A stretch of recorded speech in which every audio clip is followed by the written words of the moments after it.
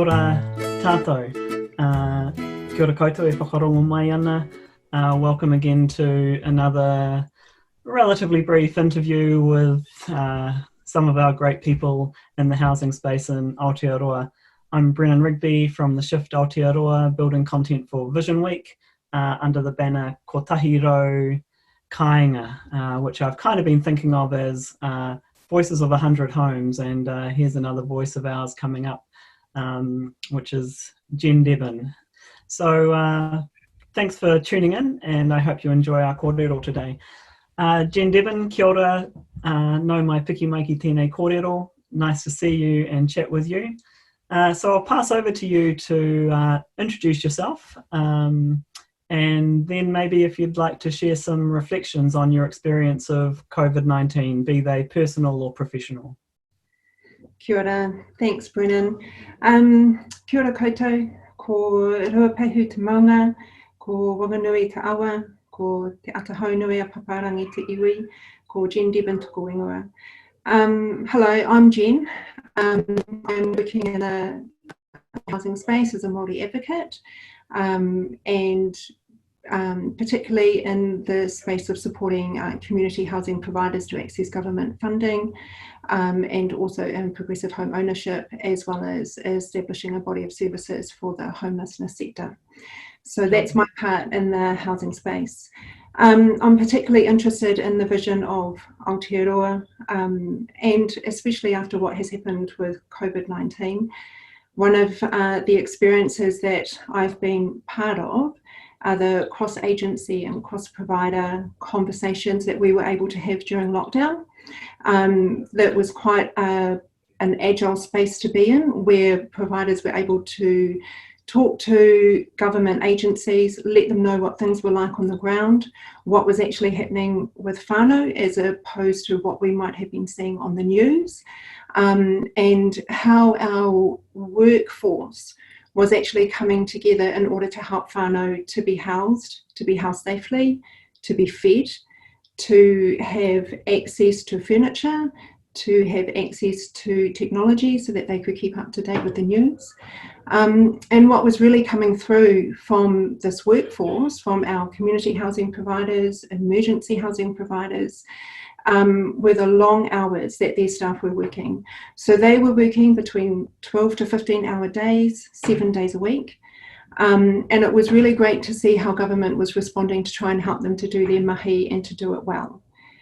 Something that's come out of that is the need for our workforce to be looked after, for our kaimahi to help them after their well-being so that they can continue to look after Aotearoa. And from that, we've actually established what's called the Applause Charitable Trust. And it's an online platform where they're going to be able to access support in the way of products and services in the way that they self-determine. So it's a really human rights approach to support our kaimahi in the way that they feel that they need to. Amazing, Jen. So this idea of the charitable trust, that was just came to fruition during the COVID period. Yeah, it did. It was actually within the first 2 weeks when we were hearing from our providers about the long hours that they were having to work, the fact that they were taking on extra caseloads. So it was their way of supporting the government to effect lockdown in a way that was safe for all of New Zealanders. And it required them to put in extra hours to build on their caseloads and also to expand the breadth of service that they offer to New Zealand. So the example of that is they don't often do care packages, but they had to get together and get a lot of food in and then put those into packages in a way that, you know, whānau could access them. So really hearing what they were going through, I realised really quickly that this wasn't going to be stopping for them, because even after the levels are lifted, they've actually extended their caseloads and they've extended their services. So that's going to continue no matter the level that New Zealand is at. One of the things that they've also talked about is with the economic downturn that we're now going through, their caseloads are going to increase even more. So before lockdown, they were already working more than 40-hour weeks. During lockdown, we're actually now looking at them working 70-hour weeks. Post-lockdown, that's actually not really reducing for them. So knowing that the load on them is going to continue, how do we look after them to make sure that they can continue to look after us? So that's really what Applause has come about to do, is to provide them a nice, easy way for them to access products and services that they feel are useful for them. It's really important, really like hearing how the government is wanting to look after people that have been affected by COVID in terms of how it's affected their businesses, their ability to house themselves and their family. And I can see a lot of support from the government going in those areas. What I'm not hearing a lot about is how we're going to look after the kaimahi that's actually going to be delivering those services to them. And so Applause is not the full solution, but it's actually there to support kaimahi for them to figure out what the solution might be for them, and to hopefully help them to be resilient during our economic downturn and our recovery from COVID. That's amazing, Jen. There's been a number of stories emerging this week in the interviews for the Shift Aotearoa. I'm tempted to use the words untold stories, but these sort of unknown stories of service providers whose workload really doubled in COVID-19. So not only were they suddenly working in extremely trying conditions, with staff really putting themselves in vulnerable positions, and as well as that, staff having to actually, Chris Farrelly from the City Mission was saying that some of his staff lived in motels while they were working, obviously to isolate themselves from their families. But as well as that, there was this kind of doubling down of the workload, which is, there's a lot to be, and there's a lot to be thankful and proud of in the way that happened. So Jen, look, just finally on your reflections on both the Charitable Trust and just more broadly on COVID, you mentioned that you've been a part of or witnessed some pretty agile collective work among government agencies and providers, and I know you've got a bit of a background in government, so I wonder if you'd like to just reflect briefly on your story was positive. You were essentially saying, you're letting us know that you think the agility of the government in that time was obviously a positive thing. So would you like to expand on that a little bit? Yeah, sure. So we were having a number of hui that included the providers and government agencies. So quite a number of them, about 3 or 4 at least, were turning up on a regular basis. And what the purpose of those was really so that providers could feed into government about the support that they needed for them to do the job well. And then government would then feed that back, and we could actually see it in the media about the shifts that were happening. So some of the things we noticed was the ability for people to buy furniture and electronic equipment online. Some more businesses were opened up again for online purchases, and that was in a direct response to the feedback that was coming on the ground about what was needed. The great thing about that was the accessibility of government and the speed at which information was actually travelling around. I think it was a wonderful expression about how government and the housing sector can work together to solve the crisis that we're in. It's one of those things that as we come out of COVID, that I would really like to see how we can continue that agility going forward. It certainly hasn't reduced the issues that are existing in our housing system, but what it has done is it's opened up, I think, everyone's eyes to the opportunity of how we can actually work faster and quicker and be more accessible and more responsive to the issues, but really responsive to the solutions and putting those in place. For me, the solution to the housing crisis is actually being solution focused. Very often what I see is the problem going around in a circle and trying to understand the problem, and that seems to slow down how we deliver the solution. So when we start focusing on actually delivering the solution in the way that the community is feeding back on what would work for them, that's what I actually see as making impact into our housing system. Stunning, succinct reflection on the public sector. Jen, amazing, beautifully articulated. I'm really interested in, you've moved towards at the end of that, obviously, with your idea of a vision around, I guess, a public sector, but also a service sector, which is just solutions focused. And it echoes something that Julie Nelson said the other night, which is just kind of an increased trust relationship in which, you know, communities and experts within communities can tell the government what the preferred solution is, and it shouldn't be picked apart or put back on a carousel to decide what the problem is. It could just be implemented, and I think that's obviously what COVID's brought to the surface. I'll just reflect on one other little piece because it was also really nicely put, which is you talked about the agility of government in this space, and you talked about a couple of characteristics of that agility just so that we can try and capture them. And the three things that I pulled out, and I wondered if you'd like to add a fourth, up to you. One was the accessibility of government.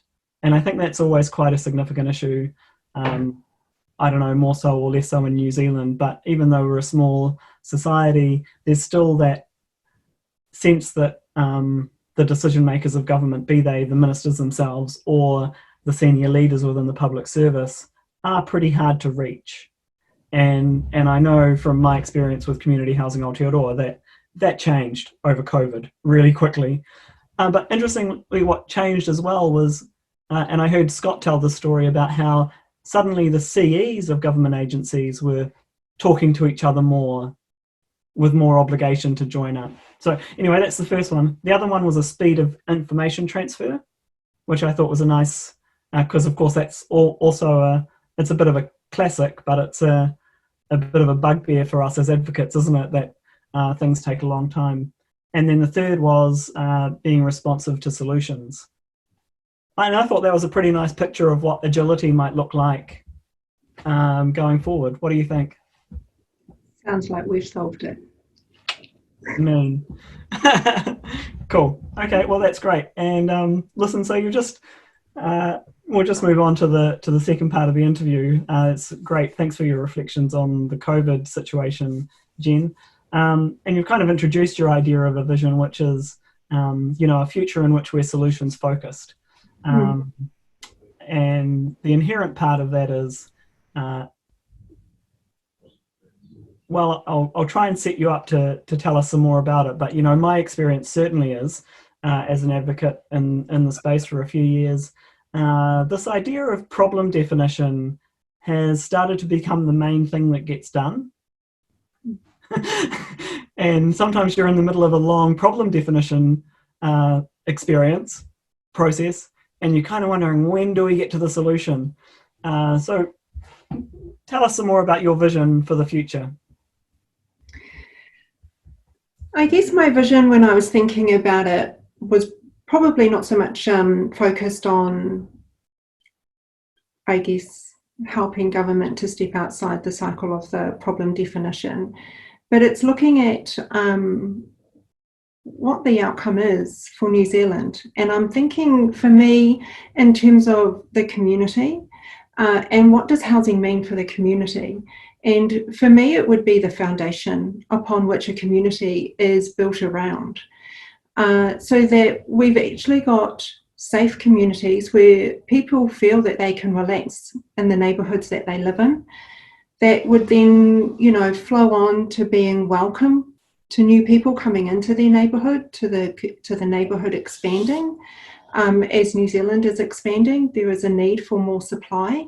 That supply does need to go into existing neighbourhoods.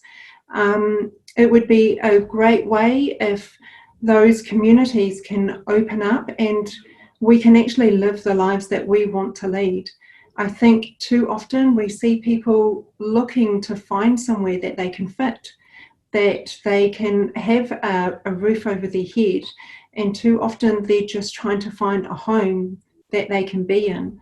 My vision for New Zealand is actually that we can have a community that we can live in, and live in the way that we want to live. That's really important to me in terms of that self-determination. That's really struck a chord for me when Leilani was here around being able to really determine what you want in life and actually having the structure around you to allow you to do that. And that's part of what housing does for people. And recognising that housing is all part of a community, we're all in this together. I think when we look at COVID, we can see what happens when there's a genuine collective impact. Jacinda often talks about our community of 5 million, and look what we achieved all together. So imagine what that could look like if we actually did that in the places where we lived. That would be a wonderful vision, I think, for Aotearoa. Amazing, Jen. What a great vision that we can, on the one hand, I want to remind listeners that, we're not being sarcastic.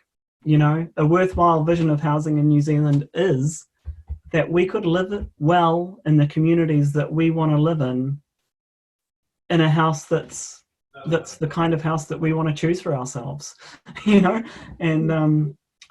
I know, the housing crisis, I think, spreads pretty globally these days, but, and that's not the only part of your vision either, Jen, but, I think at the core of it, it's a beautifully articulated place for us to aim to be. So thanks very much for sharing that with us. I'm excited once again to have an amazing piece of content to put up on our website. So what I'm going to do is I'll just do a bit of a wrap for whatever audience we might have, whoever might listen. And at the end of that wrap, I'll just come back to you and see if you'd like to make any closing remarks. And if you want to, you can. So kia ora no tātou. Thanks, Jen, for your great insights and great reflections. This has been another little one-on-one chat on housing in Aotearoa for the Shift Aotearoa, ko tahi rau kāinga for VisionWeek. And I hope you've enjoyed this chat with Jen Deben. You can follow us on Twitter at Shift Aotearoa and do various other things. But apart from that, I'd like to just welcome Jen to make some closing comments if you'd like to, and we'll sign off. Kia ora. Kia ora. Kia ora. Thank you, Brennan. I just want to actually express my gratitude for the opportunity to bring this forward. I think it's wonderful, Brennan, the work that you've been doing, and I think it's great that you're providing a platform for so many people to bring their voices forward. So kia ora. Thank you to you. Kia ora, Jen. That's really kind, and I'll feel free to refer the opportunity on to anybody else you'd like to. I will do that. All right, thanks, Jen. I appreciate your time, and I'm going to stop the recording now, and you can stay on for a debrief if you'd like, or if you need to go, you can go. Kia ora. Thank you. Kia ora.